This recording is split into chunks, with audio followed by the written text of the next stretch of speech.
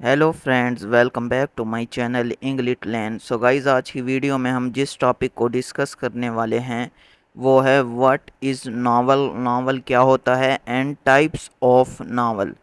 So let ना करते हुए अपनी वीडियो को स्टार्ट करते हैं।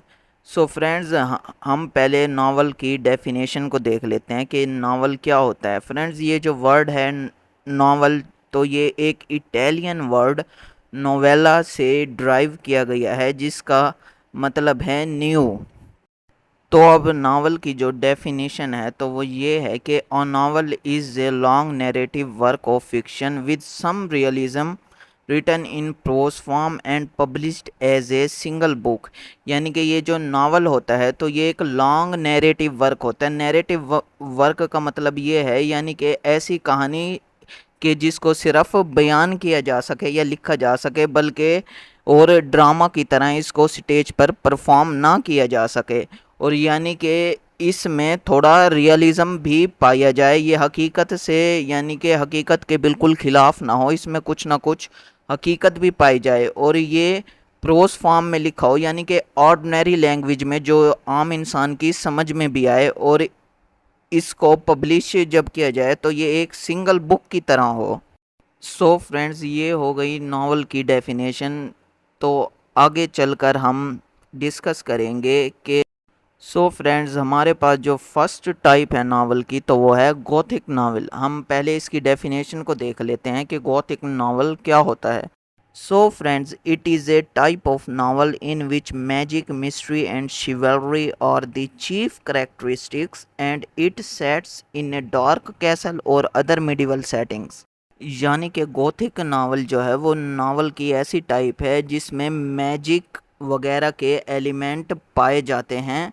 यानी कि इसमें फेरीज वगैरह होती हैं, जॉइंट्स वगैरह होते हैं, और जो इसका एक्शन है वो सेट होता है एक ऐसी जगह पर यानी कि जो बिल्कुल ही वीरान हो या डार्क हो। जैसा कि ये ज़्यादातर जो डार्क कैसल होते हैं उनमें इसका एक्शन जो है वो सेट होता है। और इन ऐसे नॉवेल्स में यानी कि ग्रेवयार्ड वगैरह के सीन्स और हॉरर सीन्स वगैरह बहुत ज़्यादा होते हैं। जैसा कि होरेस वॉलपोल का एक नावल है द कैसल ऑफ ओट्रेंटो, तो ये एक गॉथिक नावल है। अब फ्रेंड्स, हमारे पास जो सेकंड टाइप है नावल की तो वो है पिकरेस्क नावल।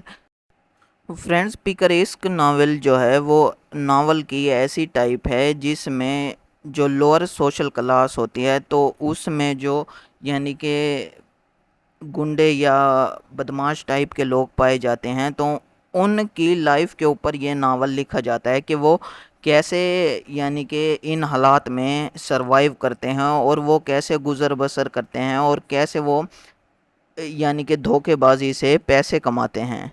यानी कि ये जो बदमाश टाइप के लोग होते हैं उनकी ज़िंदगी पर ये नावल लिखा जाता है। जैसा कि अब हेनरी फील्डिंग का एक नावल है जोनाथन वाइल्ड, तो ये भी एक पिकरेस्क नावल है। सो फ्रेंड्स, अब हमारे पास जो थर्ड टाइप है नावल की वो है एपिस्टोलरी नावल।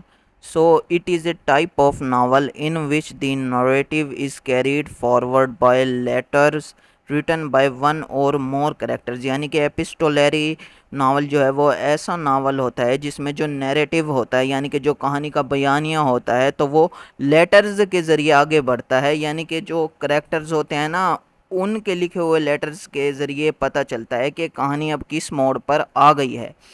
जैसा कि रिचर्डसन का एक नावल है पामेला, तो ये यानी कि एक एपिस्टोलरी नावल है।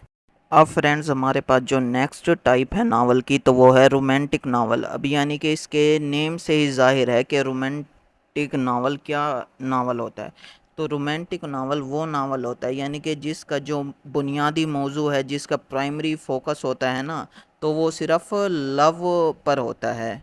यानी कि दो करेक्टर्स होते हैं जो एक दूसरे से प्यार करने लगते हैं, या दो से ज़्यादा करेक्टर्स भी होते हैं जो कि आपस में प्यार करने लगते हैं। तो इस नावल की जो एंडिंग होती है वो भी एक हैप्पी एंडिंग होती है। अब जैसा कि प्राइड एंड प्रेजुडिस जो नावल है जेन ऑस्टन का, तो वो एक रोमांटिक नावल है। इसके बाद हमारे पास जो नावल की टाइप है वो है साइंस फिक्शन नावल। तो A science fiction novel is a novel which deals with the impact of actual or imagined science upon society or individuals।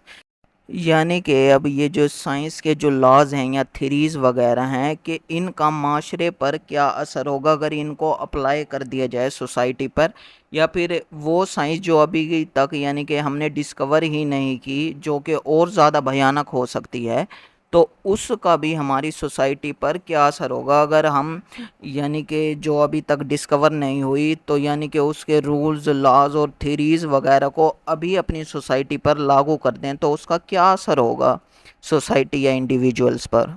अब जैसा कि H.G. वेल्स का एक नावल है टाइम मशीन, तो ये एक साइंस फिक्शन नावल है। अब देखें टाइम मशीन अभी तक बनी नहीं है, लेकिन क्या पता वो फ्यूचर में बन जाए।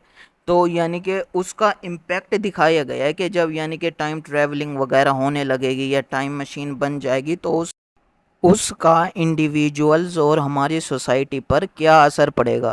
फ्रेंड्स, अब हमारे पास जो नावल की टाइप है तो वो है हिस्टोरिकल नावल। हिस्टोरिकल नावल एक ऐसा नावल होता है कि जिसकी सेटिंग जो है वो तारीख यानी कि हिस्ट्री के ख़ास पीरियड में रखी जाती है, और यानी कि किसी ख़ास पीरियड या एज की जो है ना कंडीशंस, यानी कि वहाँ के लोगों की क्या कंडीशन थी उस वक्त, वहाँ की पॉलिटिक्स के सियासत की क्या कंडीशन थी, यानी कि वो उस दौर की हर बात को हमारे तक पहुंचाने की कोशिश करता है कि लोग कैसे रहते थे, कैसे जो यानी कि वो पॉलिटिशियंस वगैरह होते हैं वो कैसे अपनी पॉलिटिक्स करते थे, हर चीज़ के बारे में यानी कि वो बताने की कोशिश करता है कि हिस्ट्री के इस पीरियड में क्या क्या हो रहा था। जैसा कि वॉल्टर स्कॉट का एक नावल है वेवरली, तो ये एक हिस्टोरिकल नावल है। सो फ्रेंड्स, इसके बाद हमारे पास है फैंटेसी नावल। तो अ fantasy novel is A novel which deals with the unrealistic story which could not happen in real life.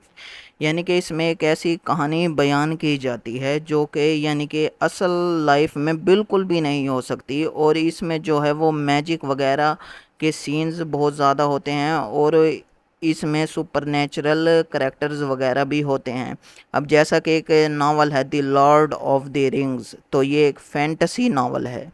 So friends, अब हमारे पास जो लास्ट टाइप है नावल की तो वो है adventure novel. So it usually presents danger और gives the reader a sense of excitement.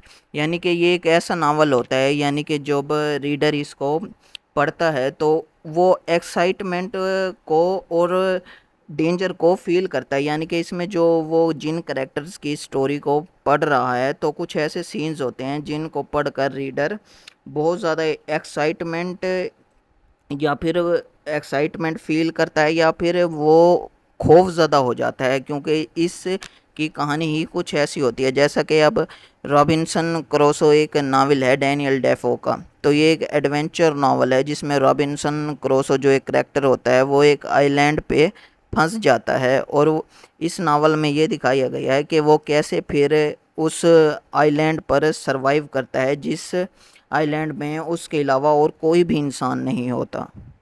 So friends, इसी के साथ हमारा आज का टॉपिक भी एंड होता है। अगर आपको मेरी इस वीडियो से कुछ नया सीखने को मिला है तो मेरी इस वीडियो को लाइक करें, अपने फ्रेंड्स के साथ शेयर करें और मेरे चैनल को सब्सक्राइब करें। Thanks and good bye.